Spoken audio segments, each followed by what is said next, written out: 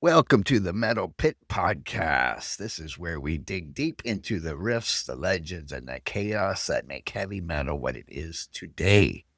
You can check out our latest reviews, Metal Maiden of the Month, interviews, and more at our website at www.themetalpit.org.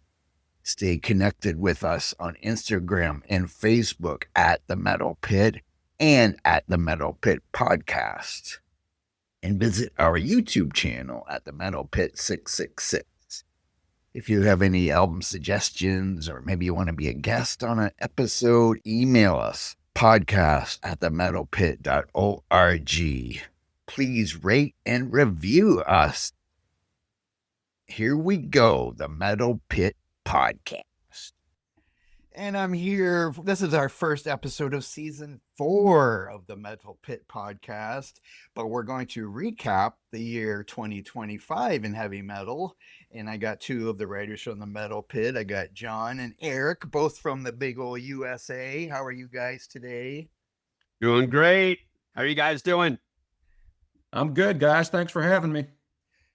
Okay. Yeah, appreciate it, Blake. To eventually do our top 10s. Okay, I'm going to do the Metal Pit's top 10 metal albums of 2025, and Eric and John are going to give me their top 10s also of 2025. I didn't make a list for myself just because I was so busy doing the other stuff. So we're going to recap some of the things from the year, maybe talk about things that are coming out next year, if anybody has any thoughts on that. And so I'm going to start with, we're going to go back to, where's the date? July 5th, we had a concert in Birmingham, England called Black Sabbath's Final Stand, which was the first time in, I don't know how many years, but the original 4 members of Black Sabbath shared the stage for a final goodbye to the Sabbath legacy. And of course, we saw Ozzy Osbourne. I guess we can do the Ozzy Osbourne thing right now, too. Of course, where is that? I know Ozzy passed away 17 days after that concert. Yeah, so like 2 weeks after. I know Eric bought this and streamed it. I don't know if John, did you see this or maybe just watch clips from other people? But I've seen clips, on the concert and on Ozzy passing and that stuff. Even though I know you already did a podcast on Ozzy, so we don't have to go into great detail. We can go back to that, but just comment on the thing. So, John, you want to go first if you saw anything? Yeah, I just saw clips of the show. I was really busy with work and whatnot at the time. I haven't really gone back to revisit it. But it was cool because it was nice to be a part of something that's just such a worldwide phenomenon and something that we could all relate to and be a part of, but yet was so much bigger than each and every one of us. Metal wouldn't be what it is without Ozzy and without Black Sabbath. Unfortunately, Amen. As it is with Ozzy passing, we also lost Black Sabbath too, because we'll never see that lineup ever again. It's unfortunate, but in a way it's cool just to be a part of history like that. And Eric, you purchased the stream, didn't you? I'm not sure how much, if you watched it all or not. I did. I purchased it, and they didn't have anything in the fine print, so I didn't purchase it in the morning. I'm thinking it started at noontime. It's been a little while, but I purchased it. I had plans that day, so I purchased it in the afternoon, and I only got 3 songs. I paid like $30 for 3 songs. That hurt trust me, that hurt me in more ways than one. But from what I saw, I really enjoyed it. It was a little bit strange. I had to take pause because Ozzy was like sitting in a throne. He wasn't up moving around. So that was a little bit of shock and awe, if you will. But man, Ozzy still sounded so good. He looked pretty good up there, but he sounded great. He talked to the audience some. You know how he is live talking. He's just all over the place, but we know why, of course. But he sounded great. The guys were awesome. I wish I would have seen the whole stream. It's actually coming out in 2026 on DVD, and I'll either get it on like a Blu-ray 4K, or I'll just get it on Amazon and get the digital download. But I did see. I'm trying to think. I don't know if you caught this, John or Blake, but they did a cover of. Gosh, who was singing it? They did a cover of Bark at the Moon, and I was really impressed. I was never an extreme fan, but Nuno Betancourt did a hell of a job. That's a great solo by Jake E. Lee, and the Bark at the Moon cover was pretty nice. That's one that stood out. I'm sure I'll remember by the end of the podcast who the singer was, but Yeah, I saw that clip come across. John and I have talked about the Halford and War Pigs, and oh, that one's so good. I downloaded that on Spotify, man. Halford sounds so good. It came on Ozzy's Boneyard about a month ago, and I was like, "Yep, I need to listen to this." So I cranked it up.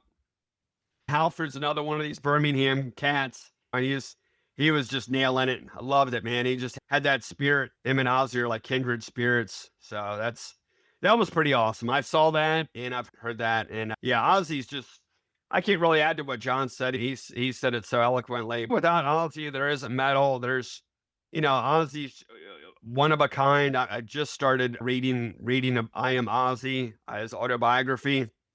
But yeah, he had a pretty difficult upbringing. There were six little Osborns, so they had to scrap and claw to get any kind of food. So it's just interesting, just kind of seeing. And he hated school and had a hard time, but he just didn't realize he'd be able to get into music. And then he listened to the Beatles, and I guess that's another conversation. But yeah, Ozzy's man, it's just such an inspiration to like most of my favorite artists out there, and certainly to me. Every time I've seen him live, he has like he had this aura about him. And I know that's what the kids are saying, aura, but he had this glow. You could see he's genuinely caring about the audience. How are you doing? He's doing a silly clap thing up in the air, or he's just clapping his hands and the fans are just going ape shit. And I love that. And as John said, we'll never see that again. And then just thinking a little bit forward, we will never have another Black Sabbath album too. So that's disappointing. That's a little bit dejecting. But he definitely left his mark both as a solo artist and with the Almighty Sabbath. And that was Tobias Forge from Ghost, who was the singer you're talking about. That's who it was. Yeah. Yep. And that makes sense because I'm not a huge Ghost fan, but I was like, you know what? He did a pretty nice job. But what stood out was that Nuno just absolutely destroyed that solo. That's a pretty tricky one. And yeah, that was cool. Yep. You're right. Like that's who it was. There was a lot of groups there. I didn't make a note of this or anything. I know Metallica was there, and I think Lamb of God. I don't know. And Mastodon was there. Yeah, and I know Jack Black did a cover of Mr. I don't know if he was there or if it was just on video, but Jack Black did Mr. Crowley, and I thought that was pretty good because I didn't see that on YouTube. I got to look for that. His version of nice. Crowley, because he was a metal guy there, Jack Black. Okay, and I guess that's all we need. Okay. And we did, let's see, Iron Maiden's 50th anniversary tour, the Run for Your Lives tour, which kicked off in May. Now, is that the one you're going to? Is that the same one you're going to? It is. That's the one I'm catching here in Virginia in September, man. It's a ways off. That's the only downside. You pay this money for the ticket, then you got to wait and wait. But it's on a Friday night. I'm all set, man. Cannot wait. Ready to tailgate. Not sure which Maiden shirt I'll bust out. I got plenty of them, but I'll be ready. And I guess they're focusing heavily on their early material. I don't really know. I haven't seen any. Correct. It's Iron. I haven't looked at the set list. I think I'm one of the few these days that looks. I don't like spoilers of any kind, whether it's music, whether it's streaming, Netflix shows, whatever it might be. But I do know that it's from the first album, the debut album, through Somewhere in Time. Oh, okay. Yeah. Pretty jacked up. So that's just the first six studio albums. Six studio albums, sorry. Yeah. And I can't remember if it's Don Jameson, not Don Jameson, but there was somebody that was talking about, oh no, I'm sorry, it's Eddie Trunk. I got to get my names right, but Eddie Trunk, and I read this a while ago, so bear with me, but they actually said the first four albums, we had a cat sighting, the first four albums are heavily represented. So I'm excited about that. Because I did see them, I don't know what year it was, but they did a tour where they only played songs from the first four albums. Yes. I really like that one. Yeah, was that like even though 4 or 5 years ago? Yeah. At least I think it's more than that. Easily. Could be. Yeah. Whatever. Okay. And let's see. This could be I guess it could be. I think he's already said it is. Dave Mustaine says the next Megadeth album is the last Megadeth album. Yes. This is on a farewell tour, which hopefully is really his farewell tour, and he doesn't come back in 5 years and do another one. Oh yeah, AKA Rolling Stones, or who's still on the Aerosmith.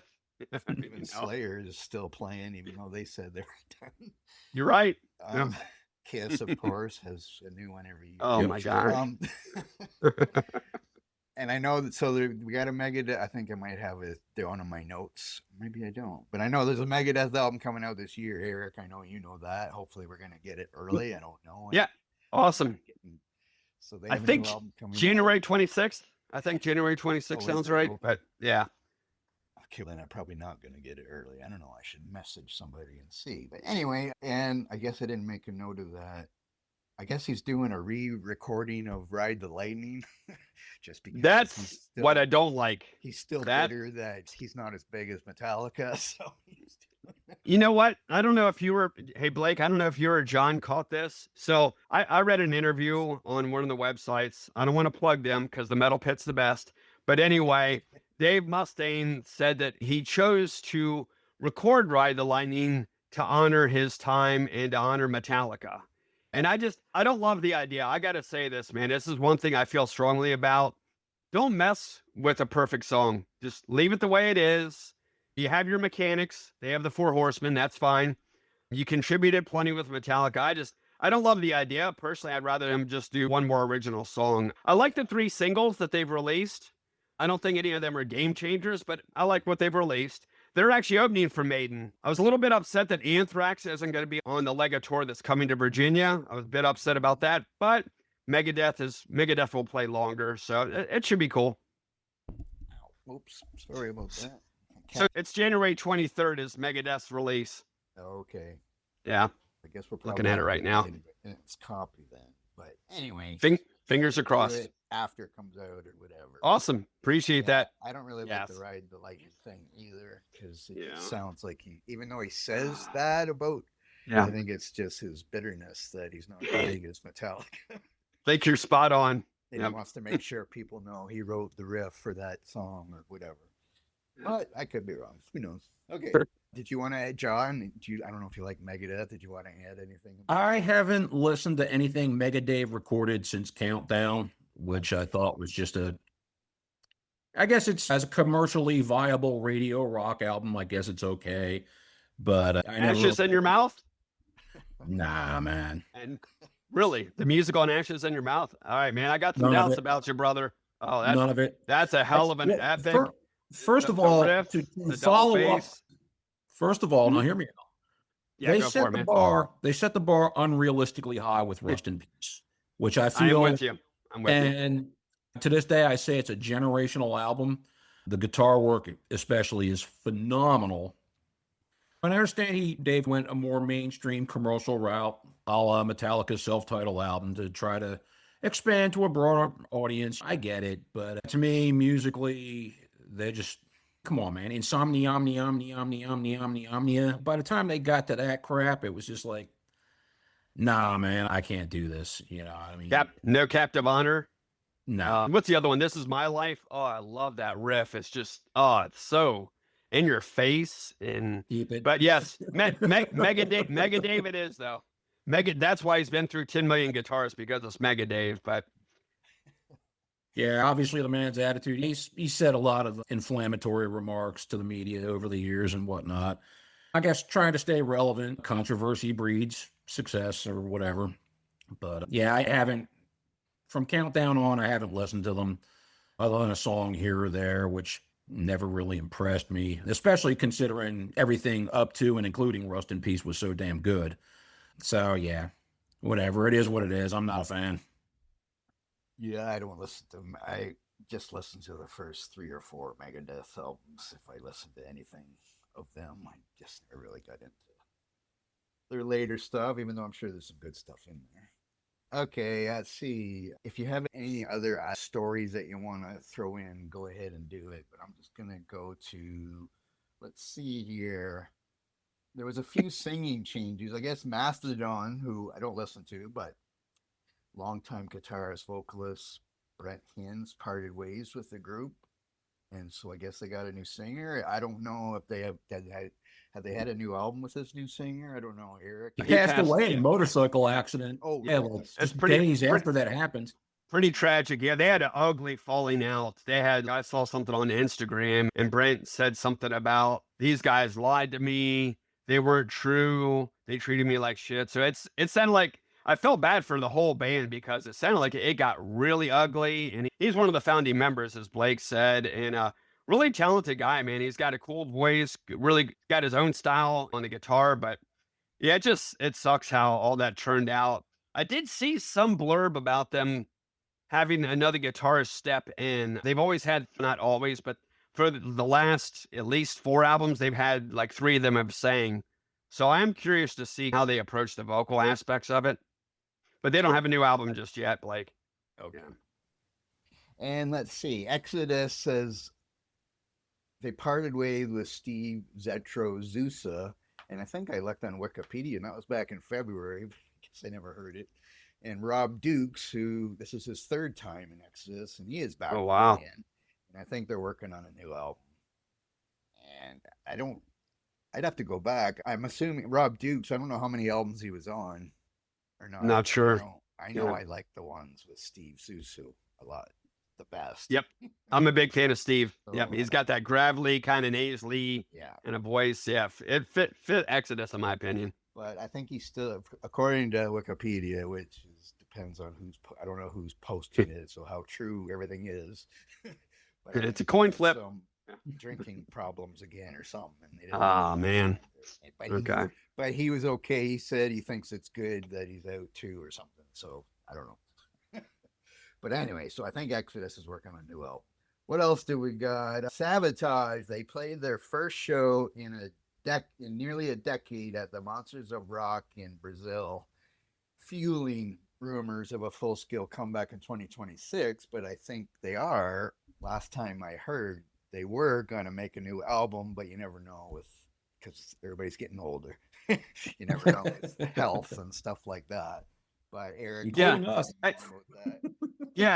that's true. Hey, Blake, I thought I shared this with you. I did see, I'm going to say it was like early fall. I saw a video on YouTube, and a YouTuber had interviewed Chris Caffrey, and he said that they were shooting for 2026. They said it depended on John Oliver. They call him the Mountain King. They said, depends on how his health is. He's got some health issues. John said his quote to Chris was, I'm going to do this album. You guys record the music, but I'm going to lay down the vocals. Yeah. Eagerly awaiting. We'll see how long the wait is, but they're going to have Zach Stevens. They're going to have a couple different vocalists. So I'm not sure how many guitarists are going to be on there, but I'm pretty excited. We'll have to wait and see, I suppose. We had an interview with Chris Cafferty, sorry, on our YouTube channel, but it was more about his solo album that he had out this year. Yeah, that was a good interview. Yeah. He did bring up, I think, Sabotage too. Okay, does anybody like Biohazard on here? Nope.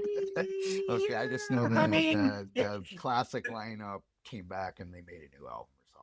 They're hit or miss with me, very hit or miss. The songs that I like, I really do. And then there's just other ones that just aren't really my thing.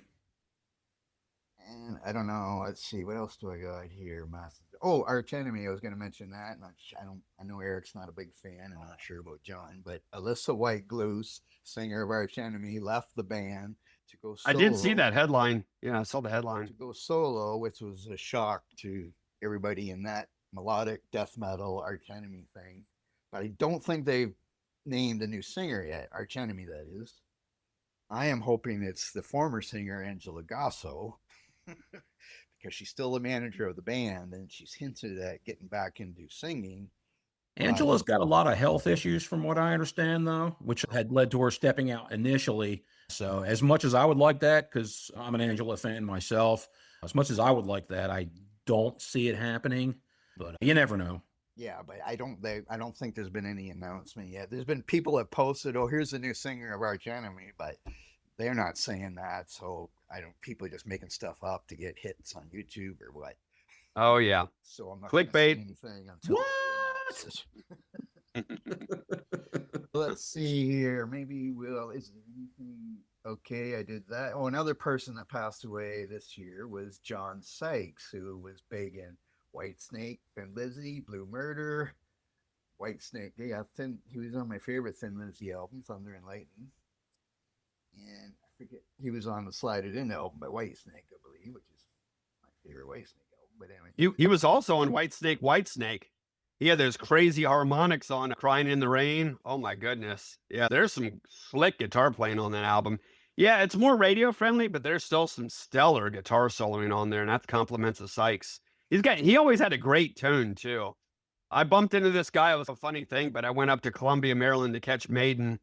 I remember it was the last day of school, so I scootered out of school and went, threw my Maiden shirt on at Starbucks, got myself some afternoon boost, got the diesel going, went up there. I just started hitting it off, just chatting with this dude, and he was hilarious because he wouldn't stop talking about Sykes, and I was like, all right, I know he played with Whitesnake and stuff. You don't understand his tone. He had the best tone, and I listened to a little bit of Whitesnake after we had talked about it, and I was like, yeah, his tone is pretty underrated. He was a big Les Paul guy, and I'm not the biggest Gibson fan. A lot of artists that I grew up listening to played Les Pauls, and his tone is, man, it's pretty impressive. So I can see why he was hyped up about it. I think I mentioned this maybe on the last podcast, but Thin Lizzy, it was the one I did with John and Brett about the top songs ever, and I had Thin Lizzy's 2 songs, Thunder and Lightning and Cold Sweat. 2 of my favorite songs ever are those 2, and John Sykes is on that album. Yeah. I got to check it out. And guys, John, Blake, don't be down on me. I do have that podcast bookmarked. So I just need to carve aside how long. It was pretty long there, wasn't it? Was it? Yeah, we went long on that one. Yeah. Because I saw the time length. I was like, maybe I can catch it before breakfast. And I was like, I don't think I can do that. But I'm going to check it. It was only an hour and a half. Hour and 23? Hour and 23 or something? It wasn't. I can handle it. I can handle it. It just went a little longer than normal, but that's okay. We had a lot to talk about. I think John's having Irish coffee. Now, me and Blake talked about the coffee this morning. I can't have any because I'll be up in the bathroom every 10 minutes. You'd have to crap.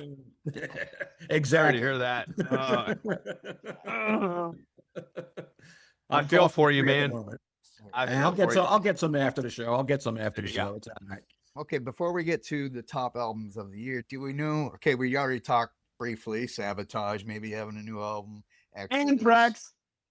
Megadeth. I don't know. Do you guys know anything else about any albums? Blake, you missed a big one. You missed, for all the thrash metal guys out there, you missed Dark Angel doing their first tour in 30 years. That's right. They put out an album called Extinction Level Event, which is an excellent album. I got to catch the show in Greensboro, and I almost didn't because the show was initially scheduled to be performed in Charlotte. And I had to work that night, and I wasn't going to drive an hour and a half down there, miss work and all that. And for some sort of scheduling snafu, I think it had something to do with the Judas Priest show being the same night, the show got canceled. And I don't know if it was the band's manager or the promoters here in Greensboro, but they picked it up and they announced it on a Thursday for a Sunday night show, like an impromptu Sunday night gig because of the Charlotte show being canceled. I had just been scrolling on Facebook at that time before I deleted my account, obviously. And I was like, oh, shit. Dark Angel, Sacred Reich, and Hyrax. Oh, wow. Yeah. I haven't heard Sacred Reich. I haven't heard that band name in years. Wow, man. And let me tell you, Phil Vane's vocals still sound phenomenal to this day. He sounded great. So, yeah, I got the ticket last minute. I'm like, hell, I got to go see this now. It's right in my backyard. So I went up to Greensboro. Got to tell you guys, Hyrax was one of the best live acts I think I've ever seen. The energy level was unreal from those guys. I can't say enough good things about them. Sacred Reich. I don't know too much about them, Hyrax. I've only ever known the name. I never really followed them. I knew they were pretty big underground thrash metal. But man, their live show was great. Just awesome. It was a disappointing turnout because it was a last minute thing. So the venue was maybe only half full, but they didn't care. They rocked out like they were at Vakken. They rocked out. Love that. Yeah. At Sacred Reich kicked off the show with a title track from The American Way, and they ended it with Surf Nicaragua, and they played. I was going to throw out the surf. Yeah, oh, dude. And like I said, man, Phil still sounds great. I got to meet Wiley after the show. Very nice guy. Quiet, but very nice guy. Was generous with his time. And then the headliners being Dark Angel for the first time in 30 freaking years, man. And they put on a hell of a show. Nice. I got to say that Ron Reinhardt he's one of my favorite thrash metal singers, man. He's just got a great thrash voice. He's a hell of a performer, high energy. Like he was literally out in the crowd singing and shit. Just amazing. Kind of bittersweet because of Jim Durkin, of course, passed away. I think it was the year before last. And the woman who replaced him was phenomenal. Was handpicked actually by Jim during his health issues. And she played great, man. Laura Christine, she's a tiny little woman, and she's up there rocking out with the big dogs, high energy. So, yeah, they were phenomenal. I got to meet Eric Meyer, and I got to meet Laura, and I got to meet Ron after the show. I was hanging out. Again, some of the sweetest people I think I've ever had the pleasure of meeting. Laura gave me a set list. Eric gave me a pick. Just spent probably a good half hour bullshitting, got pictures with all of them. Very great, very generous, very sweet people. Can't say enough good things about them. Yeah, man, that was a hell of a show for all the old school thrash metal heads. Dark Angel's back, which is big news, and they were great. They put on a hell of a performance. So that was my big reunion. Sounds cool. Yeah, and Eric, do you know, is there any other albums? I know I took a quick look, but I didn't see any other too big of names there. Yeah, they don't have, so I looked it up one more time. I spent time on Testaments for a while. Obviously, their new album's out, but like I looked at Testaments and Anthrax's new albums, and Anthrax, what they're showing right now is their new album since 2016's For All Kings. It's hard to believe it's been that long. Is tentatively set for an early 2026 release, with a single expected by late 2025. Here we are. The year's about to end, and I'm looking for a new single, and there's nothing there. So I'm hoping it's really soon. Yeah, that's about it for right now with Anthrax. And Trying to think of anybody else releases. Yeah, I don't know if Iron Maiden's gonna, but they're still on a tour. Metallica is probably still touring. Let's see, and of course the groups that are on our list aren't gonna have new albums out, I don't imagine. That'd be pretty tough to pull off. I mentioned. Oh, Rob Zombie. Sorry about that. Rob Zombie. I remember hearing that, so I'm curious. I heard his last one was really good. I didn't check it out, but I like. He's not my favorite artist, but I do like some of his music. It's a little more commercial, but Evanescence is going to have a new album out. I'm actually seeing them. I'm seeing them actually over the summer. A buddy of mine picked up tickets, so that should be a pretty cool show. She's got a great voice, Amy Lee. I didn't even hear their last album or two. But that should be interesting. Here's like a big old list here. Rob Zombie, they're showing February 27th. Seven Dust, man, they've been busy. They're showing early 2026. Rumored, they're showing, Sabotage. Wow, they have a name, Curtain Call. Did you know that, Blake? I did not realize they had a title. Wow. That list okay. Here, yes. Okay. Tool, rumored for 2026. I saw on YouTube, they're back in the studio, so I'm looking forward to that. Slipknots, Tura, Carnival, I don't know who, Pagan Altar, Rotting Christ, Rocky and the Sweden, Psy, and wow, Paul Di'Anno live album. Ooh, I'll have to check that one out. Somebody's still making money, you know. Man, that's something, yeah. And what about tours that you've seen this, like in 2025? Is there any really special tours you've seen, even though, John, you just mentioned Dark Angel thing? Dream Theater was something else. Thanks, man. Yeah, DT was really good. I caught them, when was it? Like April, I want to say, April of this year in DC. And man, they sounded phenomenal. Their original drummer and one of their founding members, Mike Portnoy, was back. I don't want to say too much because their live album actually made my top 10, but it's actually from this tour. Hearing the songs, I could picture seeing them. We had phenomenal seats. My buddy Brian got us some amazing seats, and it was a great time. They delivered. They did a pretty nice job. I wanted to hear more of the new album, more of Parasomnia, and I'll talk about that one a little bit later too. They played one single off of that album, but they played some of the classic DT songs, and they sounded great. And again, it was reinvigorating seeing Mike Portnoy up on stage back with the boys. That was really cool. And then I saw, this is definitely not a metal band, but I've heard really good things about them. Pink Floyd certainly has influenced some metal bands over the years. No, I didn't get to go see Pink Floyd. There's none of that. But I saw a Brit Floyd, and they are from the UK. They're widely considered the premier Pink Floyd cover band, and I've heard things about them for well over a decade, and I finally got to see them. This was also downtown at the Lincoln Theater. Actually, this was Warner Theater. DT was at the Lincoln Theater. But they were phenomenal. They played since it was the 50-year anniversary of Wish You Were Here. They played that album from beginning to end for their second set, but they sounded great. And one of the female singers was from Pink Floyd, like from their mid 90s. So that was interesting. But all the music, the vocals, they go all out. They have the laser lights too. Man, you want to talk about an experience? There were some people next to us. They were like definitely older than me, but they smelled of some ganja. They definitely had some weed. Even one of the guys is like, "Hey, let's go ahead. It's intermission. Let's go ahead and step outside. We're gonna go smoke a bowl, and we'll come back in for the second set." I couldn't believe these guys. They're in their 60s and they're all gung ho to get all crazy. But I guess if you want to get the experience, you got to do that or do something else. But I enjoyed it, and I was sober. I had a good time. The beers were, I think, like $12. I was like, I'm not even gonna have a beer tonight. Forget that. It's getting too expensive. This was in DC, you said?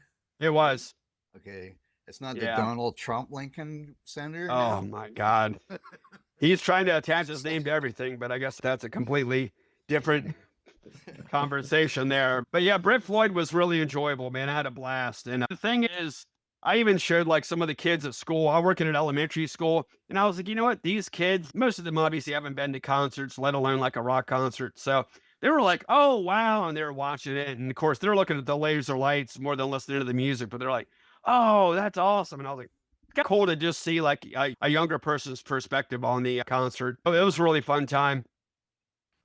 And John, do you have any other concerts you want to talk about that you saw this year? Oh man, I think I went to about 7 this year. And they were all, wow. Other than the Dark Angel show, there was all death metal stuff. I kicked off the year with Nile and 6 Feet Under, which was, again, Chris Barnes from 6 Feet Under. He's another guy who's been in the media for all the wrong reasons, as far as inflammatory remarks towards other bands and this, that, and every death metal vocalist sucks except me, yada, yada. But I'll tell you what, I got to hand it to the guy. He was sick as a dog, could barely walk, came out on stage, and he performed the entire set. He didn't mail it in. He didn't cancel. He didn't have somebody else do the vocals for him. He performed the entire set, just looking deathly ill. And I know it was legit because whatever he had, I caught 2 days later. There was just some shit going around, man. So, yeah, I gained a huge measure of respect for Chris Barnes after that show, definitely. And then there was Cavalera performed the Sepultura album Schizophrenia in its entirety, supported by Neck Rot, one of my favorite live bands. Their energy level's unreal, man. They're a great live band. I think they played better than Cavalera, actually. And, had Frozen Soul came through, 200 Stab Wounds. Black Braid. Funny thing about that show, as great as the show was, and as much as I enjoy Black Braid, I think John's a hell of a songwriter. His mic went out about 2/3 of the way into the show during Twilight Hymns of Ancient Blood, and he went berserk. Now, I understand in the live setting, every band has their Spinal Tap moments. I get it. Shit happens. But you can tell they're a young band on their first headlining tour, and hopefully they learn from it, whatever. But he went nuts. He kicked a water bottle back at the drummer. He picked up another one, full water bottle, threw it at the techs. Just went. Wow. Shit. That's a bad look. Ooh. Yeah, before the song was over, they had everything up and running again, and they finished out. Like I said, they played great. It was a high energy, high intensity show. But it is very unfortunate because of his temper and his manner that's the only thing I think anybody talked about the next day was John losing his shit on stage. And I can understand your first headlining tour, you want everything to be perfect, but shit happens. You roll with it. I think anybody else would have. So yeah, I lost a measure of respect for the guy after that, just for acting like a child, basically. He had some controversy like a year ago too. I don't remember what it was, but they had an issue where the guitar player, they were playing a festival, I think in Sweden, and the guitar player got drunk and was essentially escorted out of the venue after the show or whatever. They made a statement that it was a racist thing and blah, blah, blah, which generated a lot of heat, which they later recanted. But again, like I said, they're young guys. Hopefully they get their shit together and carry on. Like I said, the music's phenomenal. John's a hell of a songwriter, but yeah, that was the one takeaway from that show. And that was the first time I'd ever seen anybody do that, man. Like I said, everybody has their quote unquote Spinal Tap moment and they just roll with it and things go back. Things happen. Yeah. Yep. And since you brought that up, I just watched Spinal Tap 2 the other day. How is that? Rest I in was peace curious to about Rob that one. Reiner, first of all, who, of course, we know what happened there. That was too bad. But Yeah. he made 2 good movies about a fictional heavy metal group, Spinal Tap. But I watched Spinal Tap 2, and it was funny. Maybe not as funny as the first one, of course. But it was still a lot of moments where I was laughing my ass off, even though I wasn't really expecting it to be very good, actually. But I was. It was still pretty good. And there's some stupid stuff in it, obviously. But Christopher Guest as Nigel, the guitarist, he's He's a out. character. But Oh, I yeah. don't want to give anything away. But yes, if you haven't watched it, watch it. It's funny. Got to go check it out. It's still hilarious. So there's still some Fran Drescher's in it again from the first one for a few minutes. And there's some guests in it from the Beatles. Paul McCartney's in it. Elton John. Oh, wow. Not really sure why, but Elton John's in it. Does a song with Spinal. But anyway, yeah, it's good. So watch it. So yeah. Oh, and I do next year. I know we've already mentioned some things. I'm hoping to see Halloween, but I'm not sure I will. But Halloween, Yeah, I want to catch it too. I've Yeah, never seen Halloween live, even though they're one of my favorite bands. I would like to see them. I don't know if I'll get to it or not. And You got all their Canadian band- albums, right? Yeah, you got all I their do pretty albums. much, Yeah. yes, Yeah. But That's I impressive. because they don't come to North America very often, even though they were don't. here like 2 Yeah. years ago, and now they're coming back again. So we'll see if I get the chance. I'm not sure. And Canadian band Triumph. Eric knows who Triumph is at least. Triumph is going back on tour also for I don't know if it's a reunion. I don't know what you want to. I don't know if they're making a new album or not. Probably not, but you never know. But I know they're going on tour. They announced it. Rush is going on tour, or maybe they're already on tour with a female drummer there taking place. But Triumph is another band, since I'm a Canadian, that I really like, and I've never seen them live either, so I wouldn't mind going. Oh, wow. But we'll see if that works out. Okay, anything else you want to add before we get to our lists? Yeah, real quick, for all the Florida death metal heads out there, I did get to see Inhuman Condition in November, and I got to tell you guys, it's my 3rd time seeing them. Seen them previously open for Deicide and open for Vader, and blew both bands away.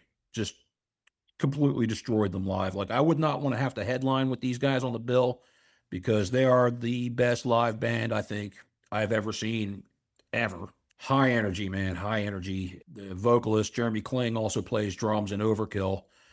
And he comes running up. You look at the guy and you think, man, there's no way in hell this dude's in a band. He's like this little trailer park redneck with a mullet and a mustache and his hat on backwards. And he comes running out on stage. And man, there is smoke coming out of his ears and his hair's on fire. And he's waving his arms around like he's freaking Rodin. I mean, and the crowd eats it up, man. He's unreal. He is an absolute beast of a front man. So for any of the death metal heads out there, you want to catch a great live band, check out Inhuman Condition. The guitarist, Taylor Nordberg's in Deicide. The bass player is none other than Terry Butler from Death, Massacre, Obituary, 6 Feet Under. So some legendary shit there. Definitely recommended. Okay, Eric, you have anything to add before we get to this? I'm ready to dive into our lists. Okay, now I'm going to do since some of the ones on the Metal Pits top 10 list appear on both of your lists, I'm going to do the Metal Pits list first. And so you can comment on the groups if you want when we go through it. And then you can do your own list and have ones that don't appear in the top 10. So even though I did see your top 10s, I forget them now, but I know.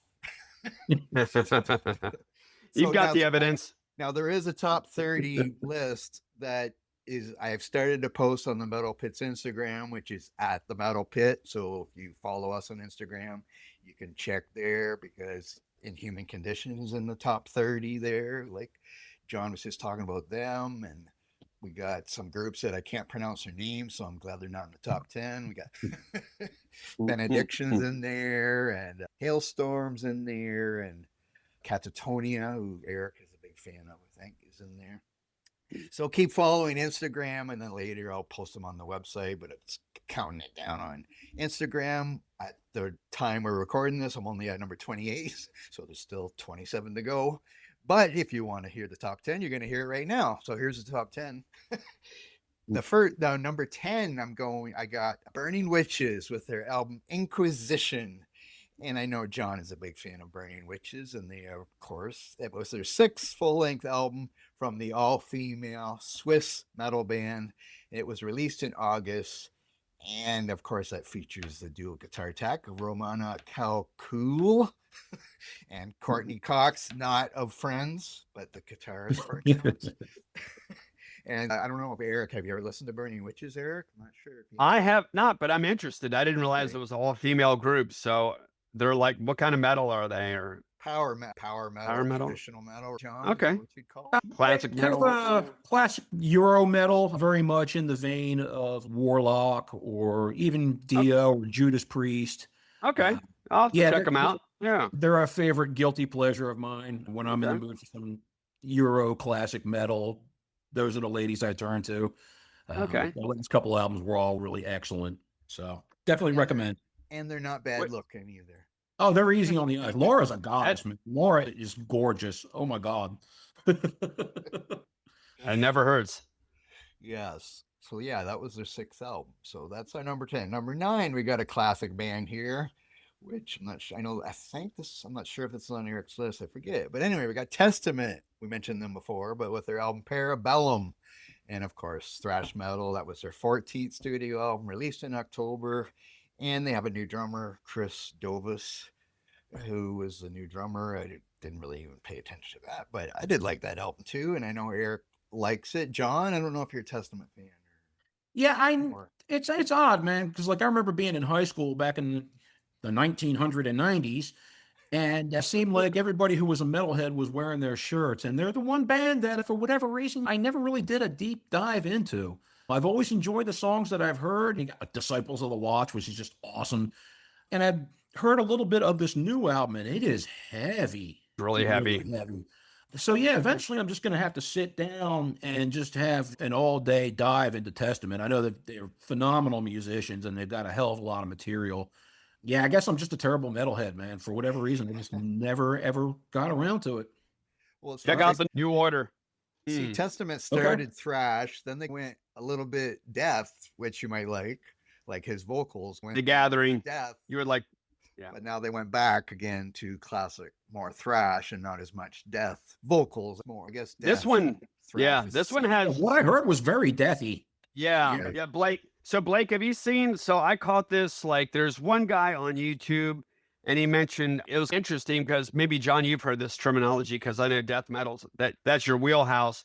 But they consider this album blackened death metal meets thrash. Okay. So I wasn't familiar with that term, blackened death metal, but some of the vocals are like crazy aggressive, and they do blast beats, and then they do some tremolo picking stuff. So some of it I don't love, but some of it I do really like. But they mix extreme. To me, they mix like extreme metal with thrash metal. So yeah. I think you might. There's a good chance you would like their new album. Oh yeah, and I like the little bit of it that I've heard. I've really enjoyed. I've never not liked anything that I've heard from Testament. It's just a matter of there's so many bands out there, and particularly when Testament was at their heyday, at their peak, I was really into Overkill and Nuclear Assault and Sadus. So nice. I never quite got around to them. Prong was another big one, still is. Yeah. But yeah, I'm going to have to sit down and really just dive into them. I just never quite got around to it. Yeah, they have a lot of great albums. They're one of my favorite. And they were one of the top 4, weren't they? Big 4? No, they weren't. No, they weren't. No, they could have been. Yeah. Them and Overkill, I'll argue with anybody. Those two bands they're like two of the most consistent bands. Maybe even Overkill a little bit more. But yeah, they definitely should have been there. I met Testament when I was 19. I couldn't believe it. They're like, here, they gave me a beer and let me on the tour bus. And I was like, what the hell? It was up in Baltimore, Network Nightclub. The place is rubble. It's been rubble for years, but it was so loud. And I was actually swimming. They launched me up on the crowd. And, I was probably $120, $125 then. And it was great. But the guys are nice. And Alex Skolnick's this guy is a total like dweeb because I'm like, hey, man, what kind of pickups are you using in that Ibanez? And I'm we're talking, but he sat down and we talked for a few minutes about guitar, and it was awesome. It was great that the band like took the time to let some people, just a few of us, get on the bus. And yeah, that just kind of left a mark with me. I was like, hey, these guys are down to earth. They're great musicians, put on a super high energy performance, and then they take time for their fans. And yeah, I was like, okay, just chatting with him was like the coolest part. And then like the guitar pick from Skolnick and the beer on top, I was like, ooh, icing on the cake. Okay. Okay. Number 8, I got the group called Witch Hazel. I'm not sure if anybody even knows that. I mean, of you two guys. Nope, I 'Cause I don't really do listen not. either. But they're not. hard rock, heavy metal, so maybe on the Okay. lighter side. And it's the 5th album. They're from the UK, and the sound of the album takes you back to 1979. Hmm. So whatever, that's I guess Interesting. that's their sound. I was 3. Interesting. Huh. But 79. I'm not Okay. sure how long they've been. They've only had 5 albums. I'm not sure how long they've been around, but I guess they have the old Witch sound. But Hazel. anyway, Okay.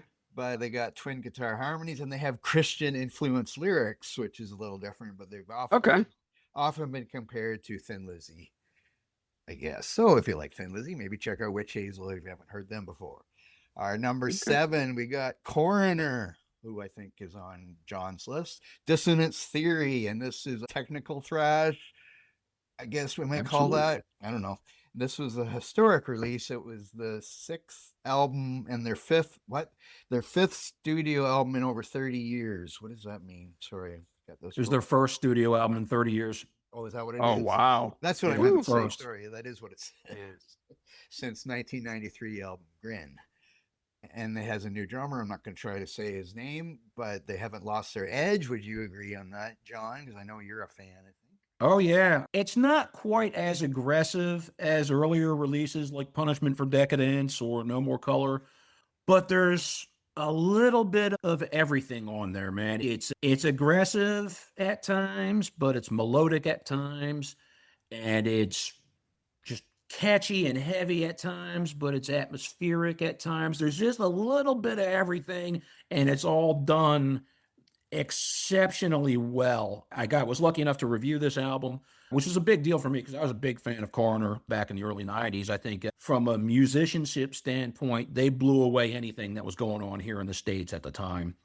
They're just unreal. I've heard people refer to them as the Rush of thrash metal because they're a 3-piece and they do all that virtuoso stuff. So yeah, I was very excited about this. I actually bought the 2-disc little box set that they came out with for this release. And yeah, man, I love it. It's a banger, man. I recommend it for everybody, definitely. Should check that out. Yes. Okay. Number 6. Sounds cool. Number 6, I got a Canadian band in here with the group Sacrifice and their album Volume of Skulls. And now this was their first album in 16 years. Since their 2009 album, The Ones I Condemn, and this is Canadian thrash.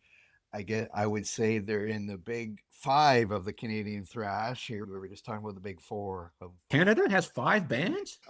we had 5. Shots fired. Shots fired. But this is back in the 80s, all the band Voivod, Razor, Exciter, Annihilator.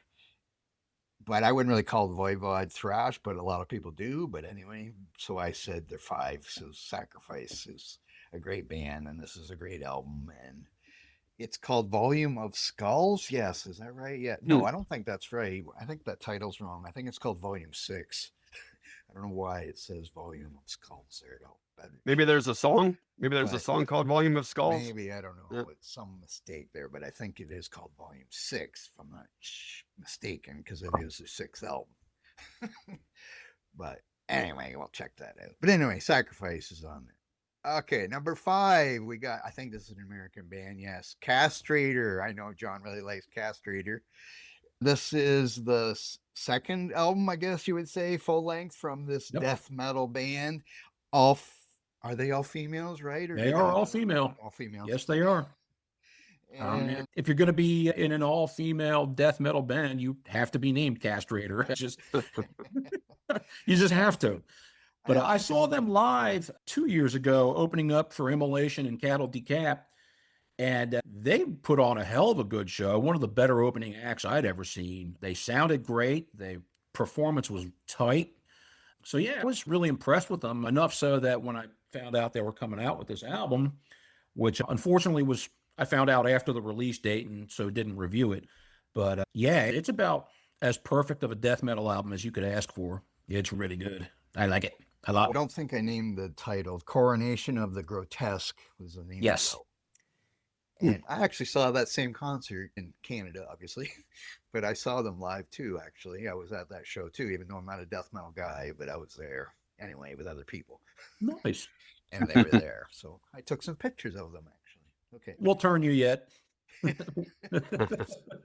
Okay. Number 4, we're going old school again here with Halloween and their album Giants and Monsters. Obviously, Woohoo! Halloween is power metal. This is their 17th studio album. Wow. And I know Eric really likes Halloween too. Eric, you want to say anything about this album? I think it's probably on your list too, but It is on my list. Yeah, it's one of those things where like I was like, I wonder how Halloween's gonna sound. And I knew they were keeping like the 7 band members, which I'm like, oh my gosh, how can thinking about bands, and I've played in bands, and everybody has an ego, everybody wants to be heard, everybody wants their spotlights. I'm like, how do they manage that? But I gotta say, like vocally, it's one of the highlights is that they have some different vocals, and even a couple of the tracks have 2 vocalists. So I'm like, they really pulled it off well, and musically it sounds great. The production's there, the variety's there. It's I don't want to say too much about it, but gosh, man, it's so stinking catchy. I was like, wow, it's just like, how can metal be this catchy? And I'm like, they pull it off though. It's Halloween. I think they High, have, yeah. yeah, they have that high energy. Some of the stuff, some of the riffs are pretty raw and pretty intense, but then they have some of the twin harmonies. They'll have maybe like a synth part here or there, but I'm like, vocally, like the choruses are just, man, it's just ear candy. Really is. Do you like the album much, Blake? I only listened to it a little bit, but I did like it, but Yeah. I didn't really give it a good listen. I should sometimes. Yeah, definitely. Definitely. But, Yeah. Yep. yeah, they got 3 singers, of course, of the 7 band members. 3 of them are singers. I don't know how they do that live if one person's singing a song or if they're going back and forth all the time. I don't know what they're doing there, or if the other 2 are taking a rest or whatever. So I don't know, but I don't know one Kai Hansen, of course, also plays the guitar. I assume. Yep. They have 3 guitarists. Yeah. They have 3 guitarists too, which is crazy. Yeah. Okay. So anyway, yeah. So Halloween. Okay, number 3. Now I got Stillbirth. I'm sure Eric's a big fan of Stillbirth. Okay. Whatever you say, Blake. And I don't know, John. Do you know who Stillbirth is? I haven't heard it. Okay. I haven't heard. Okay, I this got nothing. is see, the album is called Survival Protocol, and they are brutal death metal and surf death. I don't know what that means. But anyway, it's the Germans' 9th studio album. They're known for their unique mix of crushing slam riffs and surf aesthetics. Again, I still don't know what that means. Sorry, I got it written down because I got it up somewhere else. Okay. But I know one of our writers, it was Shelley from Australia, really liked this band and stuff, and that's how it made it to our number 3. So check out her review. It's on the website somewhere. Check out reviews and then maybe check out the band. But maybe tell me what surf death means, because I have no idea what that Never heard of it. God. Okay, number 2, we got Dream Theater and their album Parasomnia, which must have came out. Oh yeah, it came out in February, early in the year. And of course, me and Eric did a podcast on it before the album. That was fun. Out. Yeah. And we've already talked about Dream Theater a little bit, and I know Eric will talk. We'll talk about it more later, because I know Sounds good. they'll be on Eric's list too, so we can talk a little more about them. And their number 1 album, who we have also talked about before on the podcast already, by John, of course, and that is Black Braid, made the number 1 album of the year. Wow. Metal Pit with their Black Braid 3 is what it's called, the title, because they're not too original with their album titles. 1, 2, and 3, but I guess that's Led Zeppelin. And of course, it is, I can't say this word, it's from the solo Native American black metal project led by, you said his name was what, John? Yeah, that's his American name. Yeah. He goes by Sagagasawa. That's it. I think is how you pronounce it. Yeah. But it's an excellent album. Songwriting is, again, phenomenal. I didn't like it quite as much as the first 2, but it's still just, yeah, it's in my top 3 for album of the year. It's great. There's just some really cool instrumental passages in there where they incorporate things like flute and some soundscapes like streams running by and loons cackling and stuff. It's a really good album. Yeah, nothing to pick about there. It's Yeah, excellent. I've listened to a little bit of Black Brit. I'm not a black metal fan much at all, but I don't mind what I've heard. Like and I think Eric might enjoy it too a little bit. You could check it out sometime, but they're not. Okay. It's not. I don't know. I don't know how to explain it, but anyway, it's got its progressive moments, I guess you would say, atmospheric. Yeah, You got my attention. Whatever. yeah, it's definitely got. It's not your traditional low budget, recorded in a cardboard box black metal. It's got some atmospherics to it. The production value is really good. Now they still play above the 5th fret, so it does have that "where's the bass" sound to it, which is typical of black metal. But yeah, the guitar works phenomenal. John actually records all the instruments himself. He has a touring band, but as far as the actual recording of the albums, it's just him. That's Okay. impressive.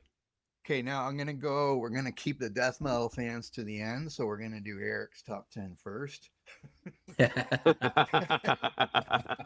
So you death metal fans, John's a death metal guy, so I'm sure we've already mentioned a few, but I'm sure there's a few more on his list. Eric, let's do your top 10 list then. Let's do it. Yeah, I'm gonna throw this one out for all the prog fans, and I don't even know if we have many alternative like metal fans on the Metal Pit. And actually, a genre that was swept me away this year. It was probably about halfway through the year, but I like post rock, post metal, and most of that stuff's like primarily instrumental. But yeah, so you'll have to check out my list, see what you think. Number 10, we've already talked about him, Dream Theater. I call it Live in Paris because I am not close to fluent in French, so I won't try to say that Q word. The recording, I will speak from not being in Paris, but listening to the album many times before I was able to review it. Thank you again for the early release, Blake. I thoroughly enjoyed listening to it before it was released. I'm enjoying it as it's out now. The production is, I have to say, is the best out of any of their live albums. Song-wise, I think it's strong. Chaos and Motion is the gold standard as far as I'm concerned for Dream Theater songs. That set list is just the best. But I think it's a nice mix of older DT, I don't know if you want to call it like, not mid-century, but the middle of DT, 40 years going, man. That's impressive. No matter what genre of music you're playing in. And they even play like one of their new tracks they actually play on there as well. But I really like Live in Paris. I would say, obviously, they're the kings of progressive metal. It's funny everybody go check out my write-up on the Metal Pit. But it's funny because there was an omission on my part. I left off Octavarium, and that is certainly one of the highlights on the album. I know Blake's a fan of the song. It does take a little while to get going, but they definitely tip their cap to a lot of their 70s prog rock bands that they grew up on. ELP, yes, King Crimson, some Rush. But it's a great song, man. And I gotta say, it's one of Labree's finest I would say within the last 20 or so years. That song itself is amazing, and they pull it off very well on this live album. But the whole live album's great. I could bore you guys probably with all the songs. I just stopped myself. The album is almost 3 hours long.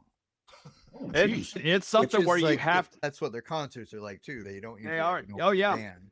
Correct. They had a full-blown intermission, which made sense when I saw them in April in DC, and I think you have to because you open with the Metropolis, which is nearly 10 minutes long, and they don't mess around. If you're looking for the 3-minute hit songs, don't look DT's way. You're gonna have to go to the Taylor Swift or somebody else, man. It's not gonna work. But it's a really nice album. Yeah, more on DT later. So number 9, this is a band that's really. It's funny. I don't know how either of you view YouTube for music, but YouTube is definitely it's a niche for me now. It wasn't, say, 2 or 3 years ago. I'm sure we're all guilty of going, okay, such and such is my favorite band from whatever, 10, 20 years ago. And you might look for like their new single or new album on YouTube.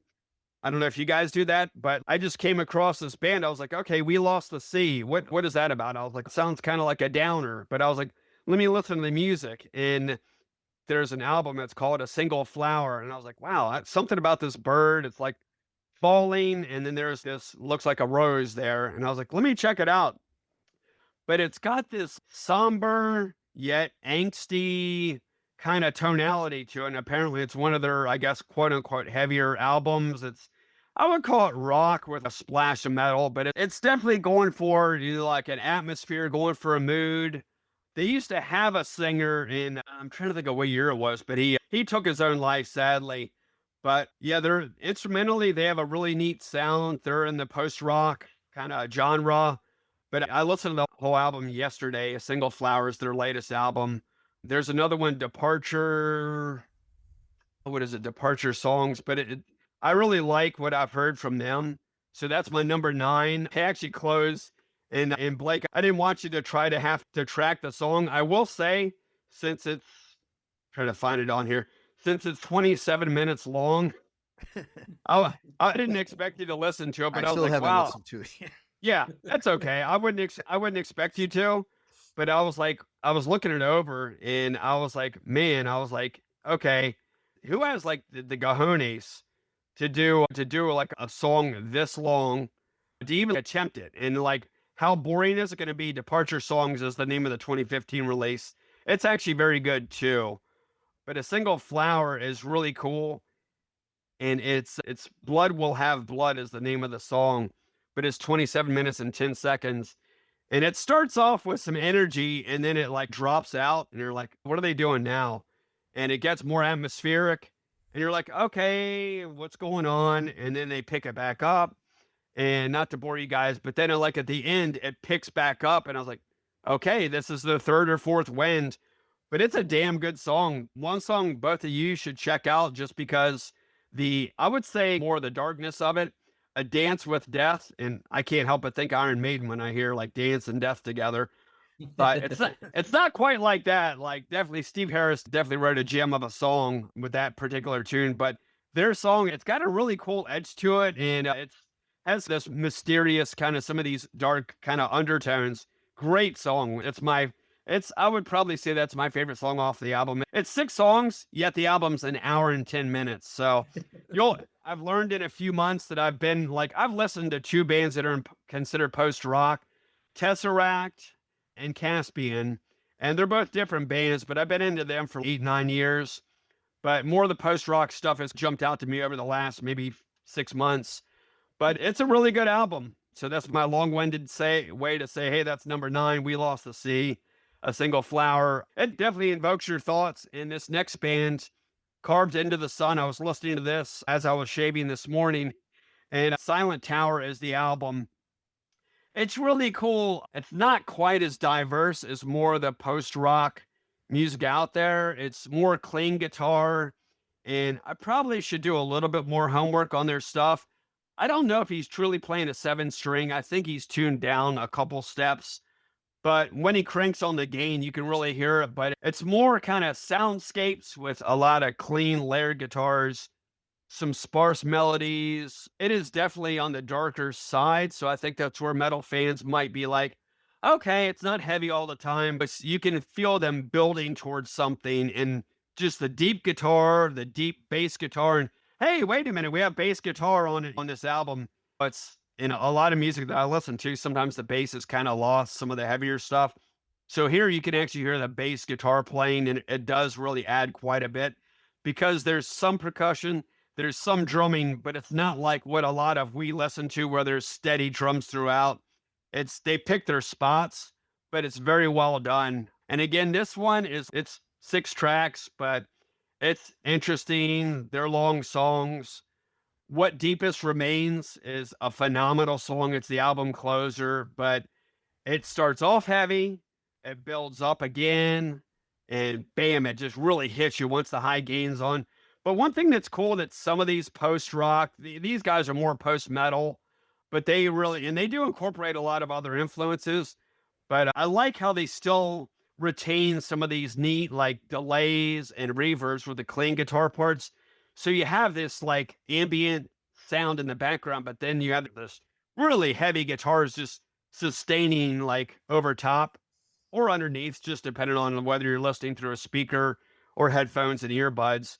But I think it's a really cool mix where they're not going for the extremes, saying Opeth or somebody like that, where it's clean or acoustic, and then boom, they just hit you with these super heavy guitars and harsh vocals.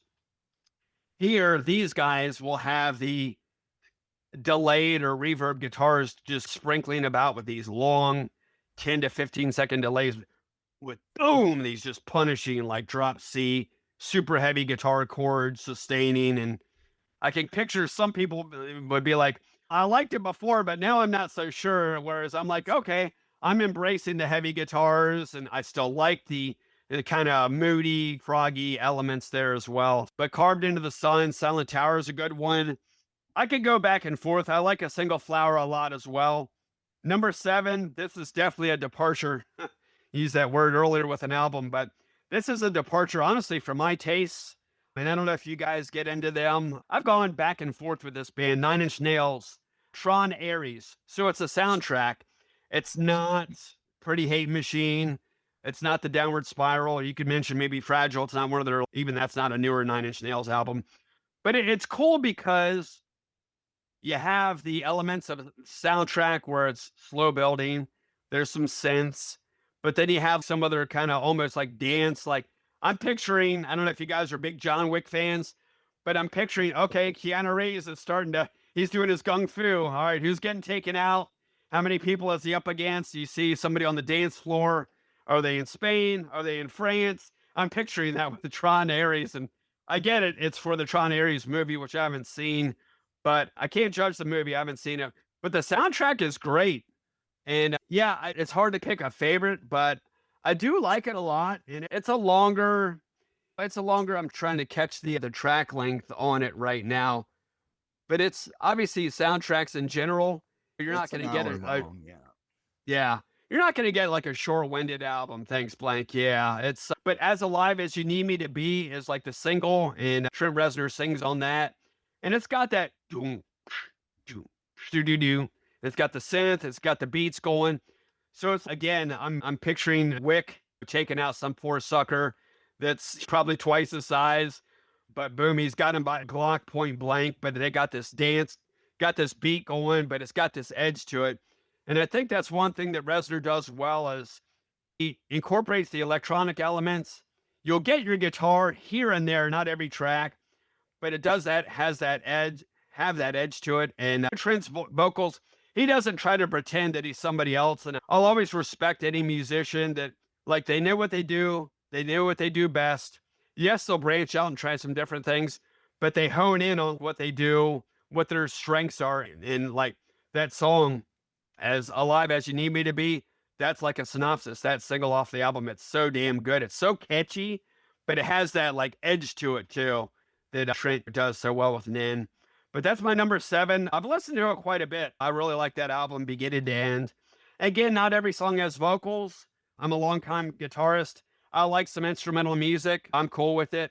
I would be curious how like your standard Nin fan, like they might like only the songs where Trent sings, but really solid album. That's number 7. Number 6, this is another one which I guess it wouldn't be like a standard Metal Pit listener album, but Chevelle's one of those bands that I've liked over the years. More alt, hard rock, heavy metal. They tune down to B flat, so picture a 7-string half step down. It's nothing technical. I love some technical music, lead guitar playing, but the riffs are great. They're chunky. It's a really strong release by Chevelle. They've always had a good groove. They've always had a good groove. It's funny. That was like the next word besides chunky. I didn't write it down, but groove, you hit it, John. Like it's kind of nice. Like it's got these chunky riffs. They got a groove. You know what you're going to get with Chevelle. The vocals are good. They're solid. Sometimes he tries to sound a little bit like Maynard from Tool.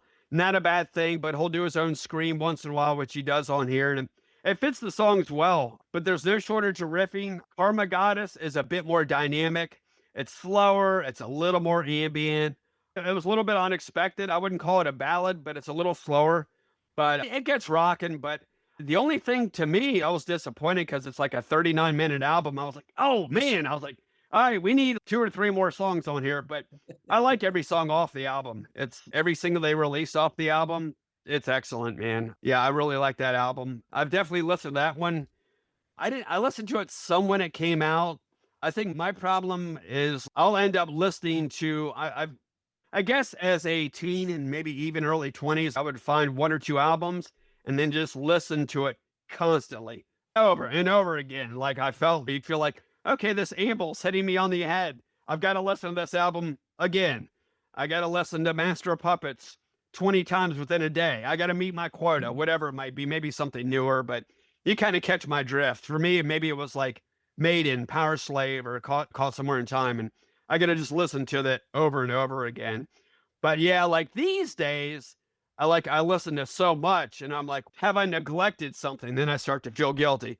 Eric, don't feel guilty, man. You're listening, you're supporting your bands, you're listening to what you like. So there's no reason to get silly, get silly about that. But yeah, Pale Horse and Jim Jones Cowards Parts 1 and 2 those are really good from Chevelle. Catatonia, I thought it would be higher. It's number 5 for me, Nightmares of Extensions of the Waking State. Such a long title for an album. It's a good album. I did expect a heavier release by Catatonia. So while I know we have another podcaster on the Metal Pit who it's a 10 for him, it is not a 10 for me. I do think Jonas's vocals, he's just never sounded better. He sounds great. I saw those guys live in 2017 at the 930 Club. So happy that I made it there. My GPS crapped out on me and I don't know DC like the back of my hand. So I was like, Brian, I'm not sure if we're going to make it to the show, but I got saved and we made it there. And yeah, man, Jonas sounds as good as he does on that album, on all their albums, as he does live.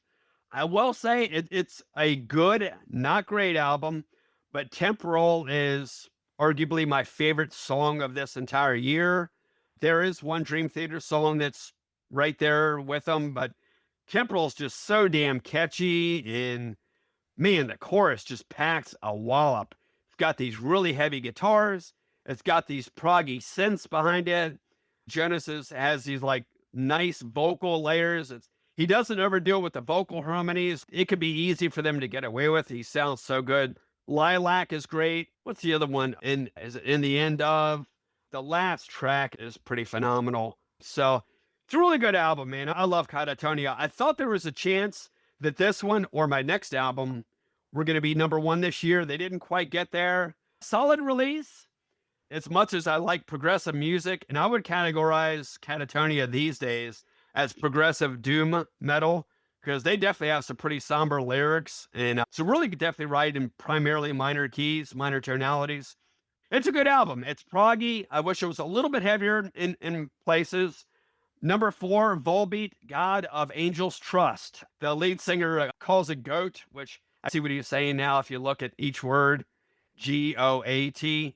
Really good album. By a Monster's Hand was the first single. And I could wager the Metallica fans would love it because it has this nice kind of mid-tempo chunkiness to it.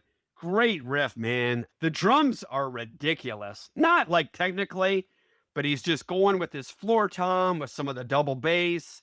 I just love it, man. It's just got so much like just the energy, man, that just builds in that song. And then it kicks into this main riff. And I'm like, you know what?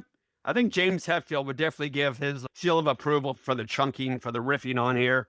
Great album, beginning to end. Devils Are Awake. Man, one of the best opening tracks on any album in 2025. I have no reservations there. Even like the more commercial stuff. What is it? Acid. I want to say it's Acid Rain. Yeah. I like the whole album, man. It's really good. I knew following up, the last 2 albums were actually very diverse, but Servant of the Mind is a definitely more metallic release. This is a good one because they mix it up a little bit more. It's heavy. It's catchy. What's the, there are a lot of tracks off here. It's hard for me to choose my favorite on here, but there's definitely some wicked double bass on track 4. And I guess the thing is with Volbeat, now, John, you might know this, you might not, but the lead singer has a side death metal project. I've never checked it out. I'm not the big death metal like fan, but since it's Volbeat, I probably should give it a spin. It's the lead singer of Volbeat, sorry. And then it's other band members, but he has a side death metal project, and I'll have to check it out. I don't recall now what they're called. Have you ever checked it out, John? Have you ever checked them out? Or I myself am inherently not a Volbeat fan. So honestly, I had no idea he was even in a side project. Yeah, they're a That's news polarizing to me. band. Yeah, they're a polarizing band. You either love them or you dislike them or hate them. But Demonic Depression, I think musically you would like them. It's clean vocals. He does definitely have his own sound, which vocally, which that's why you love him or hate him. But Demonic Depression, just check out the track, both of you. I know, Blake, you're not a big fan. You like some of the music, not so much the vocals. But the double bass and the guitar riffing, and they played it live. I don't know how the hell I forgot to mention I saw Volbeat this year. I guess I was focused on the Dream Theater show. But Volbeat was really impressive. I thought they could add better opening acts, but I guess that's another conversation. But yeah, Demonic Depression was massive. Oh my God, it's so heavy. Double bass going throughout, the riffing, it's steady 16th notes with palm muting, single note riffing, vocals, man. And they somehow, like, the verses are pretty aggressive, but the chorus is so stinking catchy. I'm like, all right, man, Volbeat's one of the few bands that just can pull this off. But yeah, great album, man. Sweet. The death metal group is called As in Hell, and that's all one word. Okay. Yeah, I didn't know that name. Yeah, I was thinking I had, but I hadn't heard that name. Jonas from Catatonia, the lead singer, he also has a death metal side project too. They're called Bloodbath. That name I do know. Yeah, I know Bloodbath. Yeah, so I've never heard them, but I guess another band I've been meaning to check out. Since Jonas from Catatonia is in it, I probably won't like it, but I would give it a spin anyways. Moving on to number 3. These guys are my surprise pick out of the whole list. And you know what? They're to blame for me being less progressive and certainly less metal this year. Obviously, you got a lot of years under my belt in those genres, especially the hard rock and metal side of things. But Tuesday the Sky, it's Jim Matthews, the former composer and guitar player from Fate's Warning. It's his, I wouldn't call it a new project at this point. This is their 3rd album. But here they use soundscapes, a lot of clean guitar parts. The opening track does have some really high gain. He plays Paul Reed Smith guitars, which I'm hoping to buy one of those in 2026. They're phenomenal guitars. They are not inexpensive guitars, but his guitar tone is some of the best. He's got some really nice lead guitar playing. I reviewed this album also on the Metal Pit. And I don't say this lightly, and I paused after I wrote this, and I actually wrote the album review at a Starbucks, which is amusing because I figured I would have been highly distracted just by all the noises. They play music there. Lucky for me, I had my earbuds in, and I was just pecking away, typing away on the keyboard there, listening to the album. But there are some really nice guitar melodies. It's not flashy at all, but he has a bit of a David Gilmour-esque sound to him. Nobody's ever going to be David Gilmour from Pink Floyd. That's just, Pink Floyd's one of those bands like a Led Zeppelin, like a Black Sabbath, Rolling Stones, Beatles. You name the impactful, iconic legends. He won't be a Gilmour, but it's just his note selection. He doesn't try to do too much. He knows what sounds good to his ear. He goes with it. He knows what he's capable of. And man, he does a hell of a job. And the album it's ambient. It's for the post rock that I've explored, and I've added probably 12 bands in the last 6 months. So I'm in over my head with all the music I've been listening to. And I've been going back and I've been listening to some older Black Label Society, older Who Was Exodus, older Sabotage, but a lot of this post rock stuff. Animist is like a band I started listening to. So now I'm going to get sidetracked. But yeah, like Tuesday the Sky, I have to blame them or really blame Spotify, because that algorithm that Spotify uses, and from what I've heard from people, they're hit or miss, and some people are down on it. And from what I've read, like Spotify, apparently the algorithm they play it safe, and they only play artists that they think you will like. And I you know what? I tend to disagree. Some of it I do see. So, like, I'll have Volbeat playing, and okay, more Volbeat comes up. That's definitely safe. Metallica comes up. But then, like, 3 Days Grace will come up, and I'm like, they're like alt hard rock. They're certainly not Volbeat. Then, whatever, Hinder will come up, and I'm like, no, I don't like them. Evanescence will come up. I'm like, okay, I like Evanescence. I can see there's some heavy guitars behind there, but there's like somebody like a front person with definitely a pronounced voice. They have a range, so I could see that. But Tuesday in the Sky, they definitely opened the doorways up. Them in Spotify came across like Hubris is one of my favorite new bands. I mentioned it to Blake, sent him a couple songs. It's not something like most of my friends are gonna. It's instrumental. These guys are from Switzerland. They definitely have their own sound, but I love the layers because you'll hear these like strumming, clean, glossy guitar parts, this nice laid down rhythm section. Hey, I can hear the drums and the bass guitar together. Hey, imagine that. It's refreshing from time to time. But then, boom, they'll kick on this high gain. I'm like, where the bleep did that come from? And I'm like, I love it though. I'm like, you'll still have that glistening, clean guitars just bouncing around, ping ponging through your headphones or earbuds. But then there's boom, this deep, heavy ass guitar riffs in C or whatever they're tuned to. Maybe they're playing. Sounds like it could be a 7-string here or there. But that's where like bands like Hubris, We Lost the Sea. There are actually many other bands. But I got to think like Tuesday the Sky and Spotify. But Tuesday the Sky, that album, and I should probably mention the album title in case anybody's interested. So it's Indoor Enthusiast is the name of the album. It's pretty amusing. The album cover's not very friendly looking, but the music with it is excellent. Beginning to end, it's great. Memento Mori has, oh my gosh, the tension, these awesome, like clean melodies. Then there's some other beautiful moments. And I'm like, I never would have used that adjective with any like metal or maybe even progressive influences. But with some of the post rock stuff, I can see some of these kind of beautiful, nice musical arrangements that are like really stay with you. There's definitely a little bit more experimentation with percussion, and so Jim Matthews does a lot of the programming, like all the programming that you hear, some of the percussion, some of the electronics behind it. So it's not just guitar. There are definitely soundscapes there, other instruments, some bass guitar.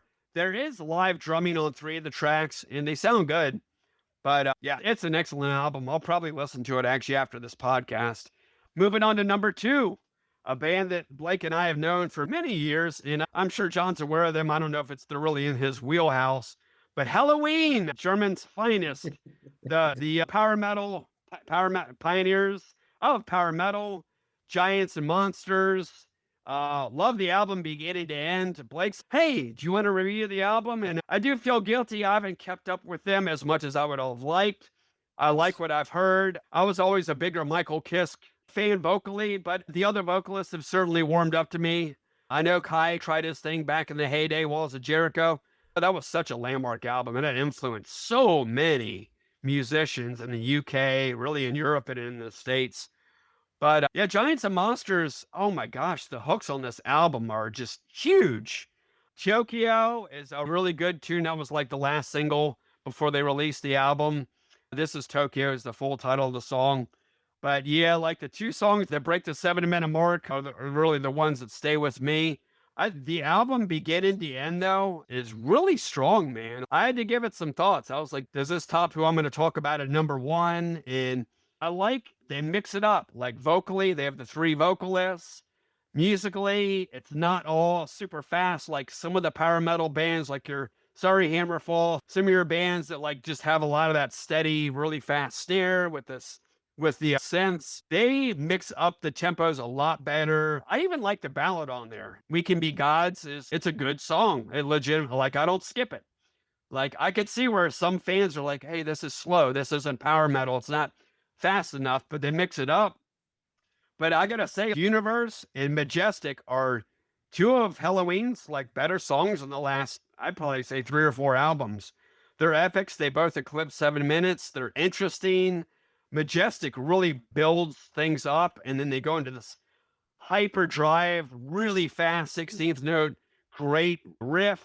Got this nice dive bomb solo, and Michael Kiske goes into his, man, if you close your eyes, hey, is this Keeper of the Keys? It's awesome, man. It's a little bit nostalgic, but choruses on that track in Universe are excellent, man.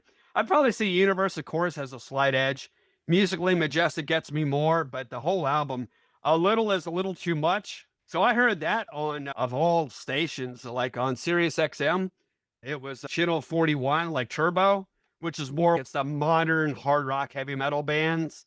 So more of your like Slipknot, who we talked about him earlier, like you mentioned with the lead female singer, Spirit Box. Like you'll hear more stuff like that on there than the guys that wear that do the face paint.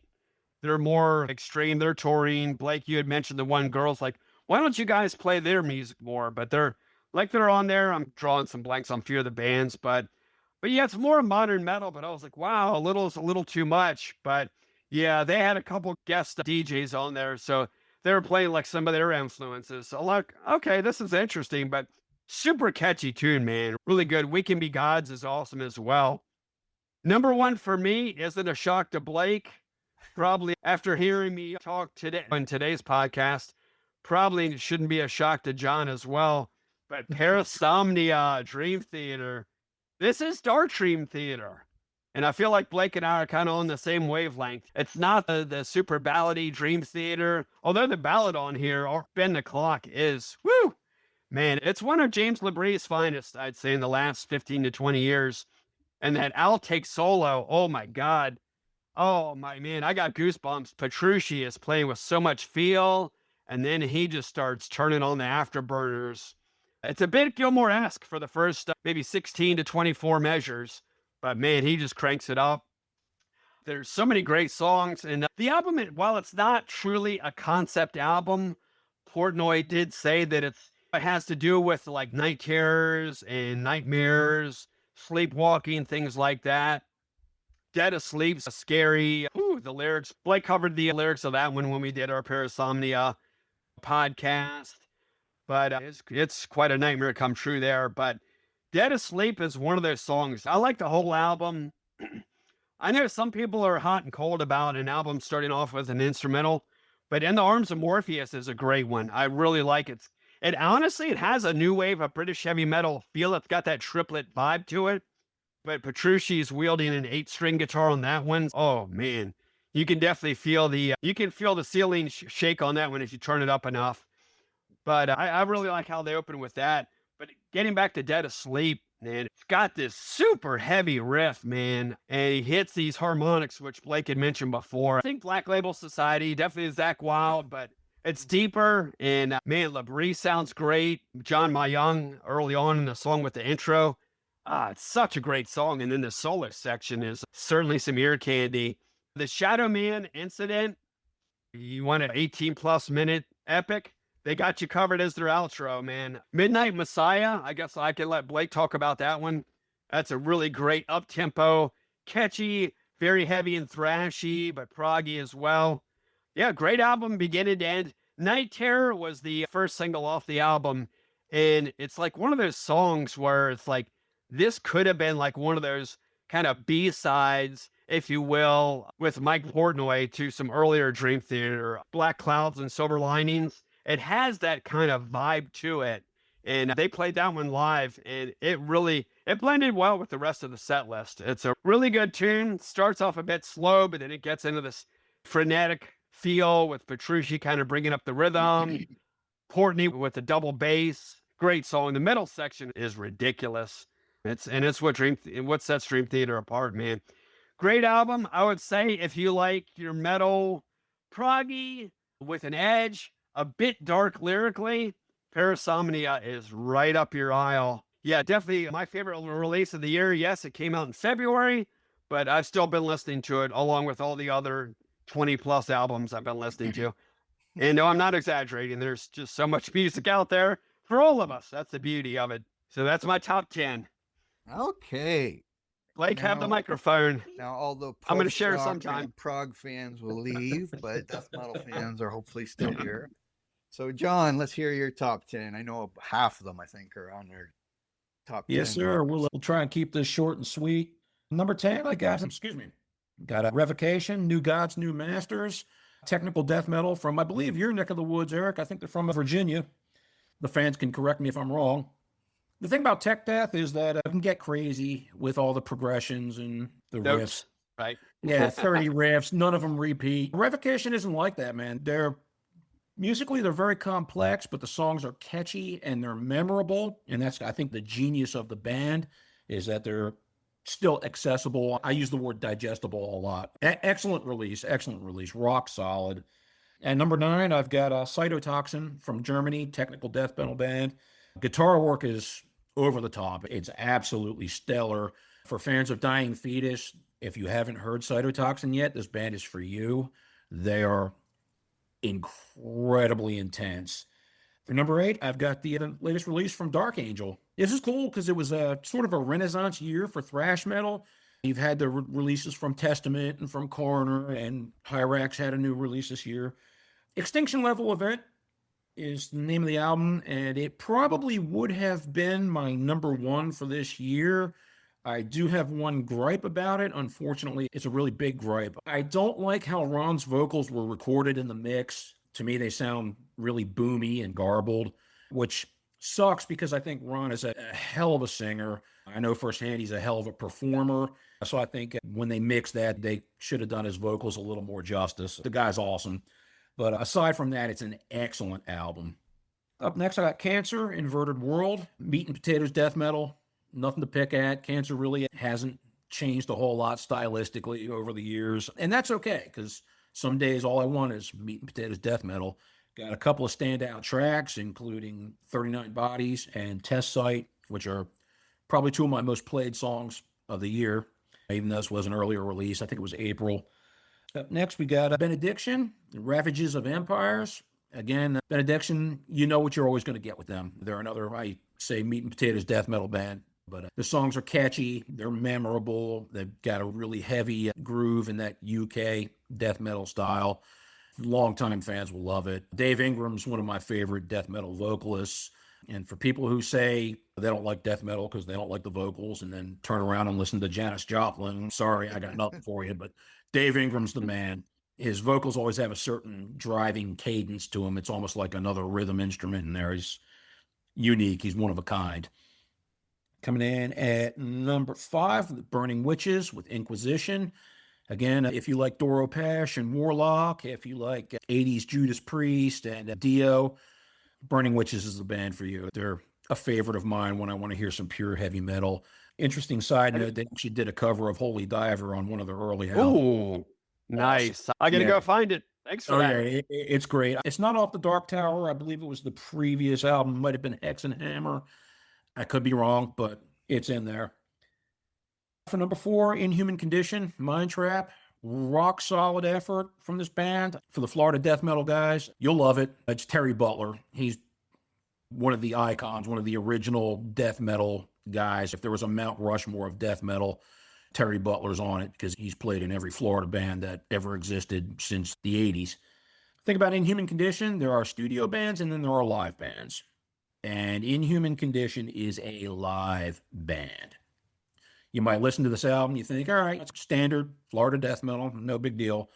And then you go see them live, and they're a whole other animal, man. They just explode on the freaking stage. They're great. And having met the guys twice, gotten pictures with them, can't say enough good things about the guys. They're very humble, very appreciative of their fans, very generous with their time as well. So those guys, Jeremy and Terry and Taylor, are just awesome favorites of mine for sure.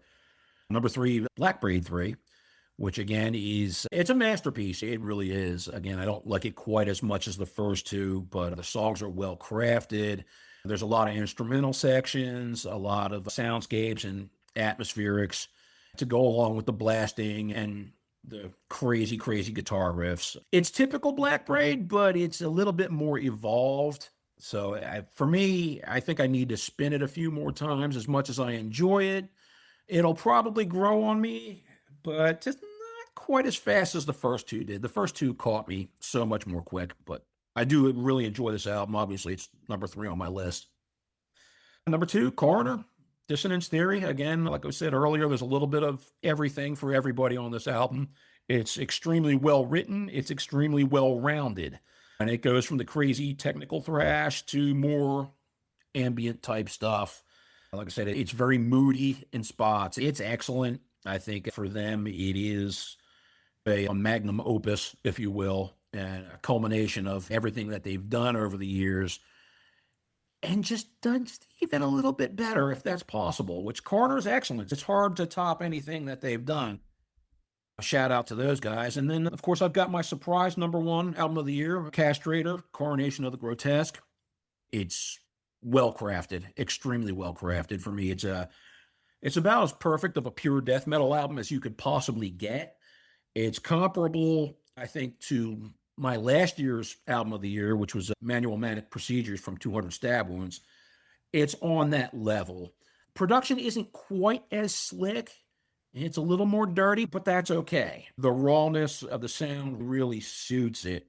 And yeah, it's just in your face. It's brutal, but it's catchy. They actually did a cover of an Exodus tune on there. I can't think of the name of it off the top of my head. Metal Militia or something. I'm not an Exodus fan, so I don't.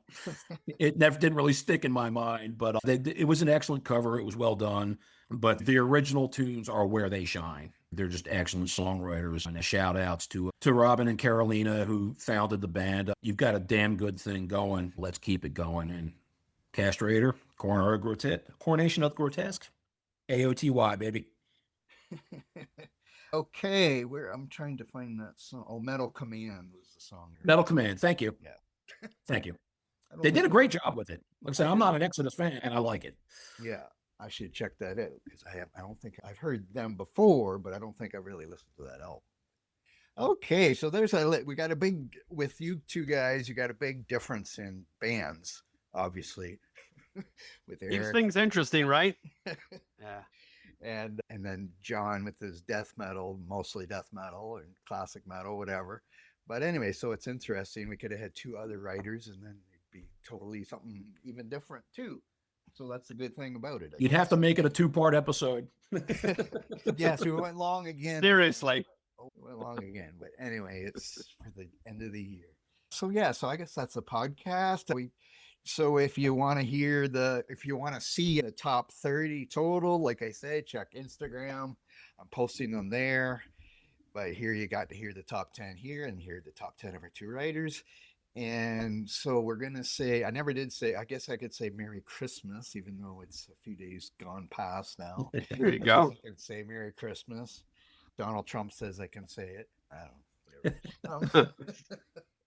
And happy New Year to everybody. I will probably get this posted before New Year, I think. Anyway, happy New Year to everybody. Please keep listening to the podcast, rate and review us. Tell us what your favorite albums of the year are. And hey, if you want to be a writer on a heavy metal website, please send me a message because we need more writers. And so check out our website, www.themetalpit.org. And please, if you're interested, send the message, listen to the podcast, like I say. And thanks everybody for listening, and we will talk to you again soon. Bye.